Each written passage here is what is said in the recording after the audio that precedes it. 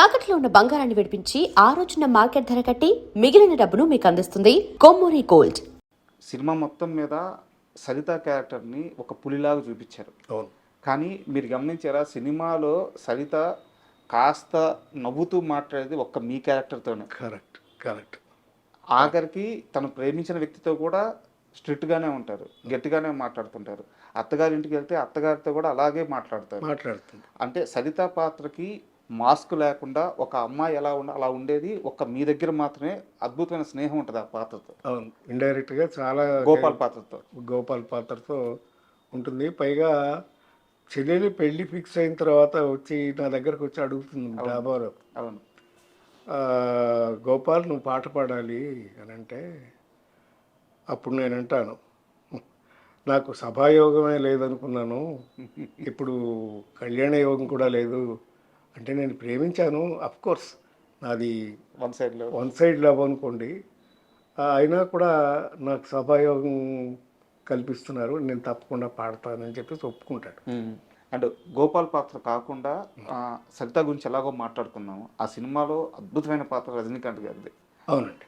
అంటే ఒక తాగుబోతు అన్నగా ఇంటి బాధ్యతలు పట్టించుకోకుండా జులాయిగా తిరుగుతూ ఉండే ఒక పాత్ర. బట్ అంటే ఒక సీన్ ఉంటుంది సార్, భార్య ఇంటికి తాగొస్తాడు, చెల్లెలు తిట్టి తరిమేస్తుంది, బయటికి వెళ్ళి దేవుడే ఇచ్చాడు వీధి ఒకటని పాట పాడుకుంటాడు. అయిపోయిన తరువాత అర్ధరాత్రి వచ్చి భార్యతో బిడ్డను అక్కడ వదిలేసి భార్యను తీసుకెళ్ళి లోపల గదిలో శృంగారానికి వెళ్తారు.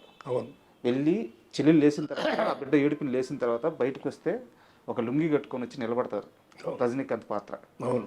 అక్కడ మొహం మీద తిడతారు మన సరిత పాత్ర, ముండా అంటుంది. అంటే ఒక పాత్ర కోసం ఆయన ఆ రోజుల్లో ఉన్నారు. అంతేకాకుండా తర్వాత ఒక సీన్లో కన్న కొడుకే నోటు మీద ఉమ్మేస్తాడు, అవును, ఫేస్ మీద. అవన్నీ పడతాడు, అన్నీ బాగానే చేస్తాడు. అలాంటి సిచ్యువేషన్స్లో తీయడం అనేది చాలా కష్టం. ఫర్ ఎగ్జాంపుల్ ఒక షాటు దాంట్లోనే పెట్టారు, ఆ తాళి దేవుడే ఇచ్చాడు వీధి ఒకటిలో. ఒక్కొక్కసారి రజనీకాంత్ గారు బయట రోడ్డు మీద పాట పాడుతుంటే ఈవిడ ఒక్కొక్కసారి ఒక కర్టన్ క్లోజ్ చేస్తుంది, అవును, మళ్ళీ పక్కెచ్చి మళ్ళీ సిగరెట్ వేస్తాడు, అవును, మళ్ళీ కర్టన్ వేస్తుంది, మళ్ళీ ఇంకో చాటుకి వెళ్ళి మళ్ళీ సిగరెట్ వేస్తాడు, మళ్ళీ కర్టన్ వేస్తుంది. ఇలా ఒకటే షాట్ పెట్టారు ఆయన డైరెక్టర్ గారు, సింగిల్ షాట్ అది మొత్తం చేయాలి. కర్టన్ వేస్తే ఈయన సిగరెట్ పట్టాల. ఓకే,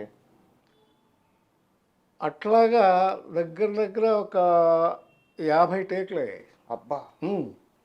ఎందుకంటే ఆయన సరదాగా రజనీకాంత్ చూపించాడు ఒకరోజు, సార్ ఇట్లా సిగరెట్ వేస్తుంటే బాగానే ఉంది, అయితే వాడదాం అని చెప్పి షర్ట్లో వాడాడు. అది తమిళంలో కూడా ఉండదు సిగరెట్ వేయడం. అయితే సాయంత్రం ప్యాకప్ అయిపోయింది, నెక్స్ట్ డే స్టార్ట్ చేశారు. అది నైట్ ఎఫెక్ట్, ఆ నైట్లే షూట్ చేయాలి. అందుకని 6 గంటలకు మొదలుపెట్టి రాత్రి 10 దాకా చేసేవారు.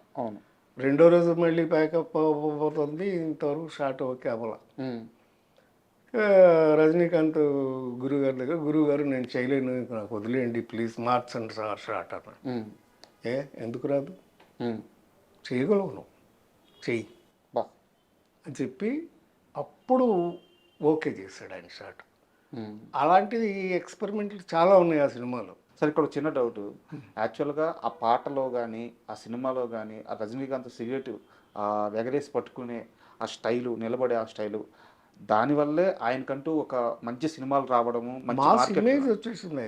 ఆ రోజు కానీ బాలచంద్ర గారు ఏ మాత్రం కాంప్రమైజ్ అయ్యి వదిలేయ్యా అని ఉంటే ఏమయ్యేది? అదే ఆయన గొప్పతనం. ఎందుకంటే ఇంకొకటి, చాలామంది డైరెక్టర్లు అంటే అనకూడదు, వాళ్ళు చేసి చూపించేస్తుంటారు. అప్పుడు ఏమవుతాయి, ఈ క్యారెక్టర్లన్నీ వాళ్ళలాగే బిహేవ్ చేస్తాయి, అందరూ ఆ డైరెక్టర్ లాగానే ఉంటారు, పేర్లు అనవసరం. బాలచంద్ర గొప్ప ఏంటంటే ఆయన చేయడు, చేసి చూపించడు, నీలో ఎంత టాలెంట్ ఉందో దాన్ని బయటికి లాగుతాడు. That's his technique. మనం చేసేదాన్ని బట్టి ఇంకా ఇంప్రూవ్ చేస్తాడు. బాగా చేస్తున్నారని ఆయనకి ఇంప్రెషన్ కలిగింది అనుకోండి, ఇంకా ఇంప్రూవ్ చేసి ఇంకా పకడబందీగా తీస్తాడు సినిమా. ఒక షాట్ కరెక్ట్గా గుర్తుంది నాకు దాంట్లో. ఆ ఒక సీన్లో వచ్చి రజనీకాంత్ వచ్చేసి జయప్రదని తిడతాడు, ఏంటి పౌడర్లు రాసుకుని లిప్స్టిక్ రాసుకుని వెళ్తున్నావు, అవును సానిదానిలా అవును అంటాడు. అవును. ఒక్కసారి ఆ అమ్మాయి వేసి రే ఏడ్చి నవ్వద్ది తను. నా ఏడ్చి నవ్వి చెప్తుంది, రే నేను ఈ పౌడర్ రాసుకునేది బూడిదిరా, ఇది ఉమ్, ఎందుకు రాసుకుంటున్నాను తెలుసా, సంపాదించడం కోసం రాస్తున్నాను. ఉమ్, ఎవరి కోసం చేస్తున్నానో తెలుసా, ఉమ్, చూడరాని పాస్బుక్లు తీసి ఒకటి పడేస్తాను. అవును.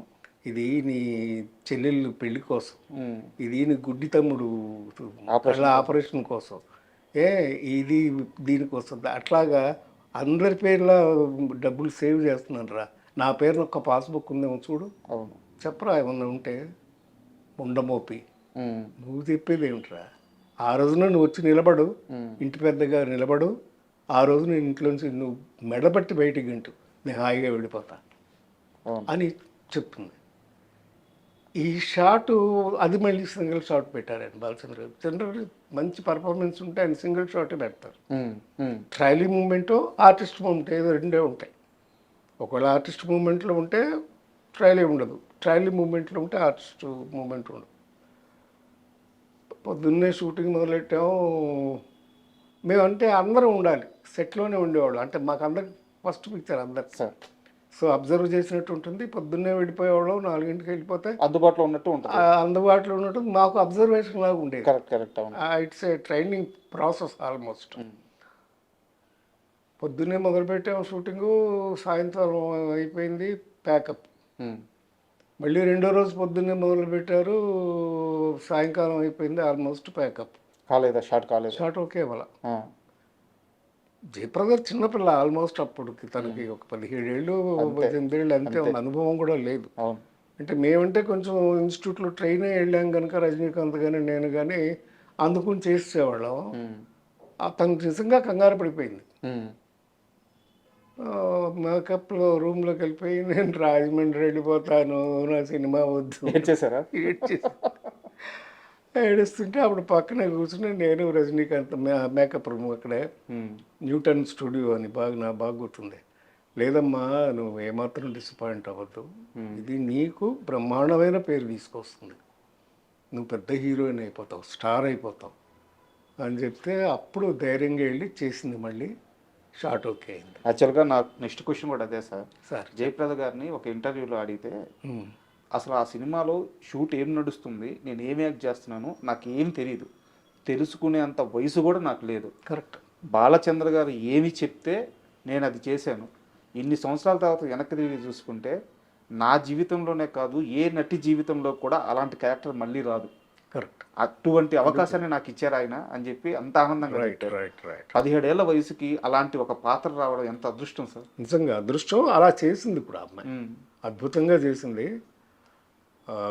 జంకినట్టు కూడా ఎక్కడ కనపడదు క్యారెక్టరైజేషన్లో. గెటప్ కానీ ఆ స్టైల్ కానీ మెయింటైన్ చేయడం అవన్నీ తమిళ్లో చేశారు. కానీ ఆవిడ సుజాత గారు ఒరిజినల్గానే ఆవిడ అలాగే ఉంటారు సార్. తమిళ్లో సుజాత గారు చేశారు, బట్ తెలుగులో మాత్రం జయప్రద గారు తినేశారు అసలు, అద్భుతం.